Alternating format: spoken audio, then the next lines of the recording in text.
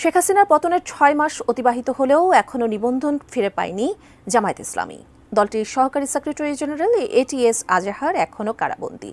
প্রথম দিকে বিষয়গুলো নিয়ে কথা না বললেও এখন কঠোর হতে যাচ্ছে দলটি।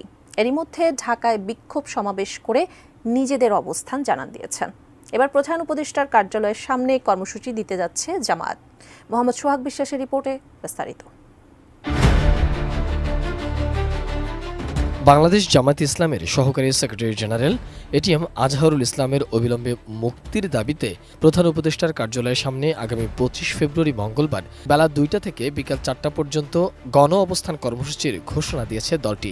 শুক্রবার জামায়াতের সেক্রেটারি জেনারেল অধ্যাপক মিয়া গোলাম পরোয়ার এক বিবৃতিতে এ কর্মসূচির কথা ঘোষণা করেছেন।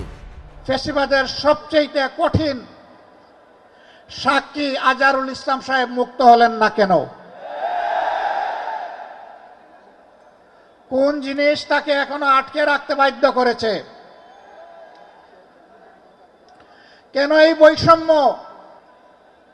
তার মুক্তি না হওয়া পর্যন্ত এই সমাবেশ প্রথমও নয়, শেষও নয়। সমাবেশ, বিক্ষোভ, আন্দোলন অব্যাহত থাকবে।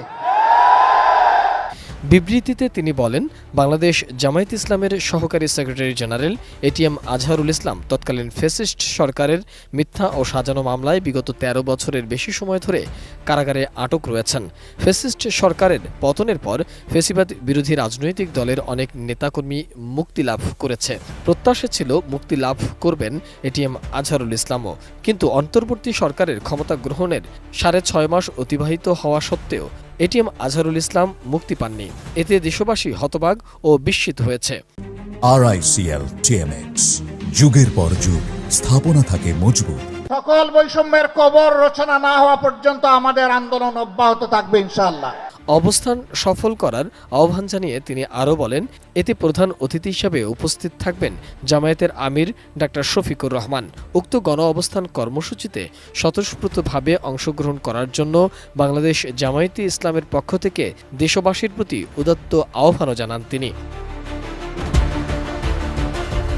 এর আগে বৃহস্পতিবার এটিএম আজহারুল ইসলামকে মুক্তি না দিলে স্বেচ্ছায় কারাবন্দী হওয়ার ঘোষণা দিয়েছিলেন জামায়াতের আমির ডাক্তার শফিকুর রহমান। এদিন বিকেলে তার ভেরিফাইড ফেসবুক পেজ পোস্টে ডাক্তার শফিকুর রহমান লেখেন, একে একে সব জাতীয় নেতারা মুক্তি পেলেও তিনি বৈষম্য ও জুলুমের শিকার হয়ে বন্দী জীবনের কঠিন বোঝা বহন করে চলছেন।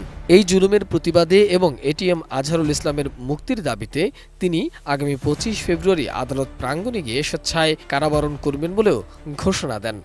কেন আমাদের নিবন্ধন আটকে রেখেছেন? নিবন্ধন তো জালিম সরকার কেড়ে নিয়েছিল। সেই জুলুম আপনারাও কি আমাদের উপরে করবেন? এই জন্য কি হাজার জনতা জীবন দিয়েছে? হাজার হাজার মানুষ পঙ্গুত্ব বরণ করেছে আবারও সেই বৈষম্য দেখার জন্যে।